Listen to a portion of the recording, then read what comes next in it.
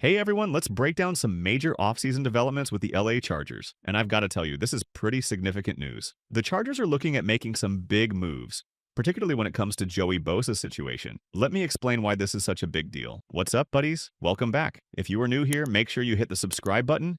We cover all AFC West news here on this channel. First, the Chargers are likely moving on from Joey Bosa. Now, here's what makes this interesting. This move would free up approximately $36 million in cap space. And while Bosa's had his struggles recently, his name still carries weight in the league. There's a real possibility they could get something in return, maybe even a draft pick. But let's focus on the bigger picture here, the financial implications. The Chargers are already sitting at $63 million in cap space. Now add that potential $36 million from Bosa's departure, and depending on what happens with Khalil Mack, we're looking at the possibility of around $100 million in cap space. That's absolutely massive, folks. To put this in perspective, just look at teams like the Saints and Browns, who are struggling with their cap situation. They're way down at the bottom, dealing with some serious financial constraints. The Chargers are positioning themselves to be major players in free agency, and that's what makes this situation so intriguing. What's really telling about this situation is Bosa's recent performance numbers. Since 2021, he hasn't managed to generate more than 40 pressures, and according to PFF, he's ranked as the 36th edge rusher. Let's be honest here. When you're paying top-tier money for that kind of production, it just doesn't add up from a team-building perspective. The Chargers are actually in a fantastic position here. They've got a solid foundation,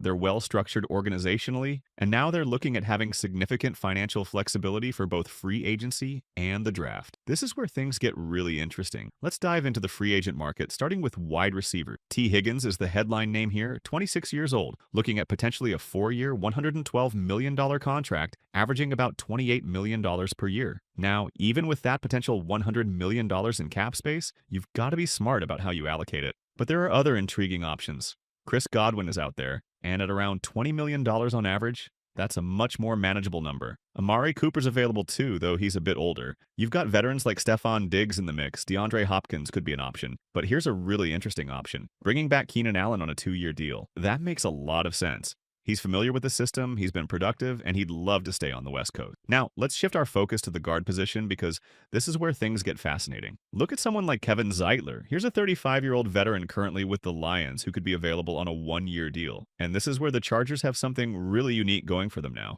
Think about what they can offer. You've got the LA lifestyle, the warm weather, and now, this is key, you've got Jim Harbaugh at the helm. That's a game changer in free agency. Veterans looking at their final years in the league, they're not just looking at money anymore. They're thinking, hey, I could spend my last season in warm weather playing for a respected coach with a team that's actually going to compete. That's a massive shift from previous years. Before, players might have thought, why go to LA just to lose? But now, it's a completely different conversation. These veterans are looking at the Chargers thinking, I could finish my career in LA, compete for something meaningful, and enjoy the weather while I'm at it. Now, about Khalil Mack. If he stays, fantastic. If he doesn't, that just means even more financial flexibility. But here's where this gets really interesting. Let's talk about the draft, specifically the tight end position. Colston Loveland from Michigan is generating serious buzz, and for good reason. This kid is the real deal. I honestly don't see him lasting until the 20s in the draft as he's that impressive. And don't let his stats fool you. When you look at his tape, considering the quarterback situation he dealt with, you see all the tools. The size, the strength, the speed,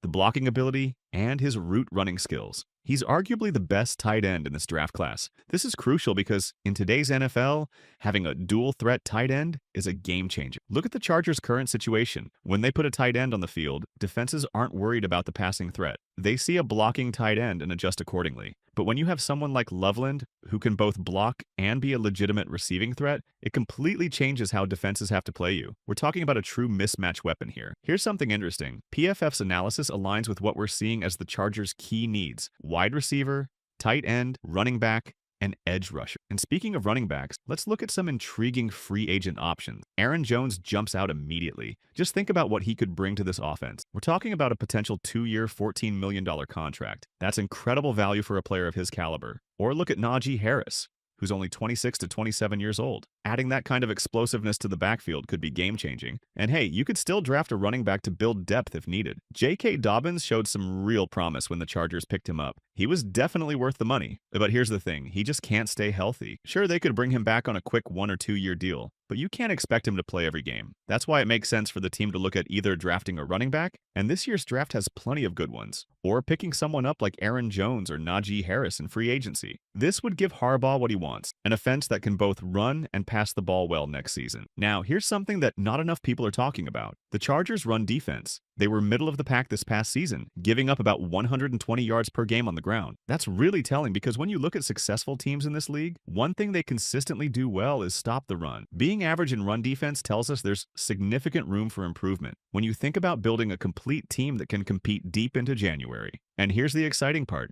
Imagine how this all comes together. You've got $100 million in cap space, you make strategic moves in free agency, nail your draft picks, and you're looking at year 2 of the Harbaugh era where that culture is really starting to take hold. When you can stop the run effectively, keep everything manageable on defense like they did this year, and add some offensive weapons, you're building something special here. Now, let's be realistic about the AFC West. The Chiefs with Mahomes are still the Chiefs. That's just the reality we're dealing with. But the Broncos, sure, they've shown improvement, but they're not keeping anybody up at night. And the Raiders, until they figure out their quarterback situation and overall direction, those should be wins you can count on. And making the playoffs this season shows the Chargers are something to watch, and the AFC should be worried about them now. Looking ahead, we're entering a crucial period. Free agency is coming up, then the draft, the combine. There's going to be non-stop action from now through May. The Chargers are positioned to be major players in all of this. They've got the cap space, they've got clear needs they can address, and most importantly, they've got a vision. And now, let's talk about the Chargers' 2024 rookie class. They really made some noise, and I've got to highlight 2 standouts who just landed on ESPN's all-rookie team, Joe Alt and Ladd McConkey. Let's talk about Alt first. When you spend the 5th overall pick on an offensive tackle, you're expecting immediate impact, and that's exactly what they got. The numbers tell the story here. Allowing 1 or fewer pressures in 11 out of 16 games against elite pass rushers? That's not rookie performance, folks.